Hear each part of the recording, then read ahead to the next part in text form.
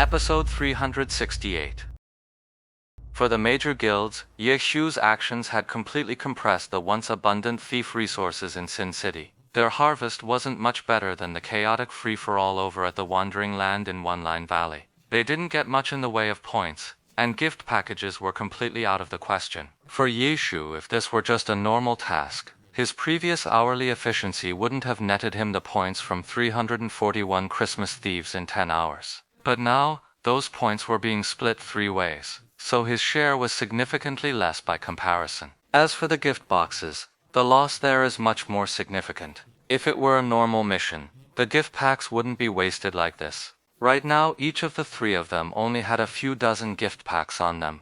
Under normal mission conditions, Ye Xiu could have easily collected over 100 packs in 10 hours. The end result was a massive gap in gains between Ye Xiu and the major guilds. But this gap was created by squeezing the guild's own profits. For Ye Xiu himself, his own gains had also been compressed. But this wasn't what Ye Xiu wanted to see. He would have much preferred to quietly complete the quests, earn more points, and exchange for more rewards. As for how much the various guilds would get, Ye Xiu couldn't have cared less. Unfortunately, someone just had to make things difficult for him. Ye Xiu could only express his deep regret. He just hoped that for the next 24 hours everyone could face this issue rationally. It's a rare holiday event. Having both sides lose would be a real shame. Lost in thought, Ye Xiu and his 2 companions finally reached the Christmas NPC. One by one, they handed over the 10 stolen gifts. Chen Guo was impatient. She clicked the mouse frantically, instantly converting all the gifts into packages. Then she turned and ran, sprinting toward the central tower while opening the packages one by one. His luck turned out to be pretty good. After opening all the gift packs, he actually got 3 system-wide announcements. 2 of them were for purple tier gear. Even though it wasn't for his class, he could at least sell it for some cash. And the other time, he actually got a skill book that gave him 20 extra skill points. Chen Guo had already finished cheering when she suddenly realized, oh wait, this account isn't even mine. Still, she couldn't help but revel in her own incredible stroke of luck. Ye Xiu and Sima Cheng weren't as lucky as Chen Guo, but with so many attempts, they each at least got their moment on the global announcement. They each got a fairly common piece of purple equipment, and neither of them paid it much mind. As they opened their gift packs, all 3 of them broke through to level 32, rising from level 31. Killing the Christmas thieves already gave a hefty chunk of experience, and opening the gift packs afterward offered even more generous rewards. System events like this are prime opportunities to earn gold and experience. They're the rare moments when the notoriously stingy game system doles out some actual benefits. Otherwise, why would players flock to it so eagerly? Seeing that all 3 characters had leveled up, Ye Xiu was reminded of his usual teammates. He opened his friend list to check. Baozi was still offline, and Chao Yifan hadn't shown his face all evening. Ye Xiu wasn't too sure about Baozi's situation. But as for Chao Yifan, he was a member of a professional team. On a holiday like this, Excellent Era, for example, always had that tradition. The thought had barely formed before Ye Xiu sent a message to Sima Cheng. It's Christmas Eve. You really don't have any plans? There is. So why didn't you go then? I was sick. Ye Xiu was speechless. The 3 of them quickly returned to the base of the central tower. It wasn't a complete waste of effort though. There were still a few uncollected bundles down there. Just a scattered dozen or so left. This time, Chen Guo didn't go all out. Instead, she calmly split the remaining few with Ye Xiu and Sima Cheng. The world gifts were gone, and the mobs had been cleared. The central tower was about to return to its usual calm.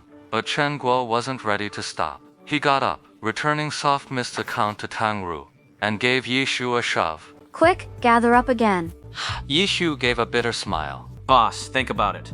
What's the real difference between this one big pull and my usual way of grinding them down? Chen Guo paused, thinking it over. Ye Xiu's usual rate was 14 Christmas thieves an hour. Pulling them all together like this, it really didn't seem to gain him much. In fact, he probably missed out on a lot of gift packages. But on the Christmas Hunter leaderboard, those 3 characters had left everyone else in the dust. Just thinking about that made Chen Guo feel a wave of pure satisfaction. For an ordinary player like him, that kind of result was truly exceptional. But for Ye Xiu, he'd much rather have more tangible points. There was no need to compete with ordinary players over this. Chen Guo was eager to gather the monsters again, but Ye Shu brushed her off, claiming he needed to use the bathroom. He'd been sitting in that spot for 12 hours straight without moving.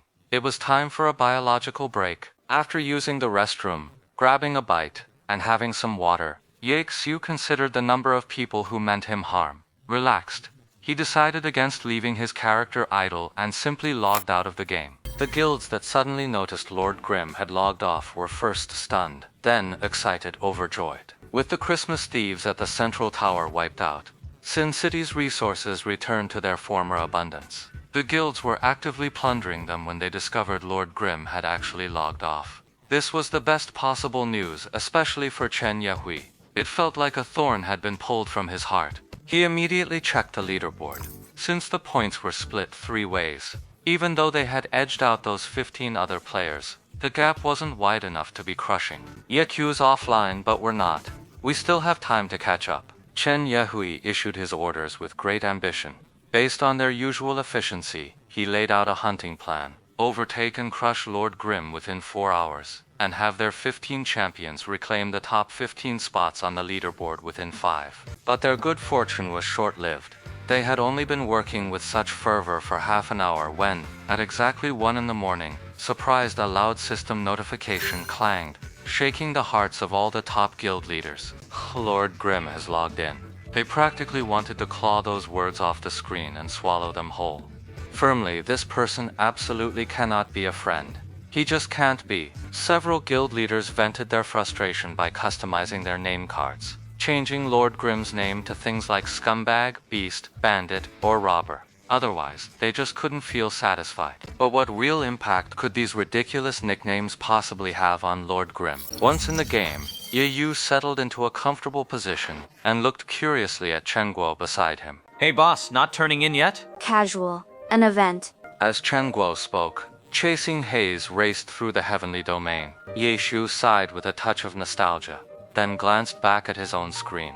A message had arrived. He moved his cursor over it, and saw there was more than one message. The first one was from Blue River. Are you still planning to play it that way? After learning Ye Yexu's true identity, Blue River's manner of address changed. He no longer felt comfortable calling him brother like before.